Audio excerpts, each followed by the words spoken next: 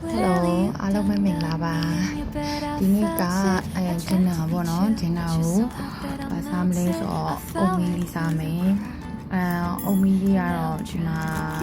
ပြထားတဲ့ဟာပေါ့နော်တော့နှစ်မျိုးရှိတယ်ဒါတော့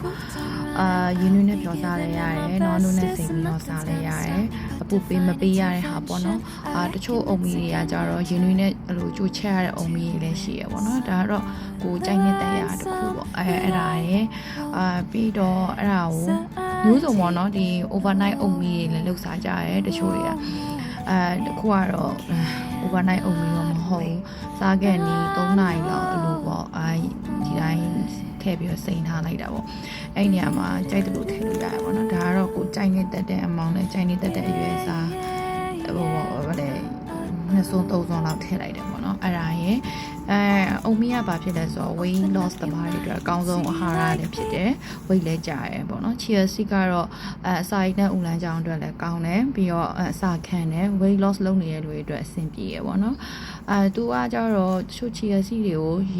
ရေထဲထည့်ပြီးတောက်ကြရလဲရှိရပေါ့နော်ဒီနေရာမှာအသီးကြိုက်တဲ့လူကအသီးကြောက်တွေထည့်လို့ရတယ်blueberry တို့ပါတော့ပေါ့နော်အဲ့နေရာမှာအခုဒီကဒိန်ကျင်ပေါ့ဒိန်ကျင်ကိုသူက low fat low fat အစီမပါဘူးဒိန်ကျင်ကြီးပဲပေါ့နော်ဘာအရသာမှမပါဘူးဒိန်ကျင်ရိုးဒိန်ကျင်ပဲပေါ့အဲ့နေရာမှာweight loss သမားတွေကတော့ဒီဟာကိုပို့ပြီး recommend ပေးရလုံးဝဒိန်ကျင်ဘာမှမပါတဲ့လိုမျိုးဟိုဟာlow fat ကိုသုံးတင်တယ်ပေါ့နော်ဒိန်ကျင်ကတော့မျိုးစုံရှိရပေါ့နော်ကြိုက်တဲ့ဒိန်ကျင်သုံးလို့ရပါတယ်ဒါကတော့ကိုယ့်ရဲ့ကြိုက်နှစ်တရားတစ်ခုပေါ့နော်ဒိန်ကျင်လက်ကိုကြိုက်တဲ့အမောင်ထည့်လို့ရတယ်အဲ့နေရာမှာတချို့ကြတော့လည်းအလှဆင်ပြီးတော့မျိုးစုံထည့်ကြတာပေါ့နော်ဟိုဗာလဲပုံစံမျိုးစုံပေါ့နော်ဒါမဲ့ဒါကတော့နာနိုက0 calorie ဟိုဟာ low fat ပဲဒါလည်းနာနိုကတော့တည့်တဲ့အတိုင်းlow fat သုံးတာတော့ပိုကောင်းတယ်ပေါ့နော် full cream ကတော့ weight loss တော့မိုင်းနဲ့အဆင်မပြေဘူးအဲ့တော့အကုန်လုံးတော့low fat တွေကြီးပဲသုံးထားတယ်အဓိက weight loss အတွက်ပေါ့နော် weight loss အတွက်ကောပြီးတော့ကိုကိုတိုင်းလဲချိုတာကြီးအရန် creamy ဖြစ်တာကြီးမကြိုက်ဘူးပေါ့နော်မကြိုက်တဲ့ခါကျတော့အဲ့နေရာမှာလဲ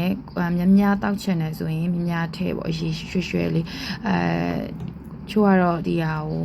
ကိုရိုးလေးပဲပြစ်လေးပဲစားချင်တာနည်းနည်းပဲထည့်လိုက်တယ်ဒါဟန်နီကတော့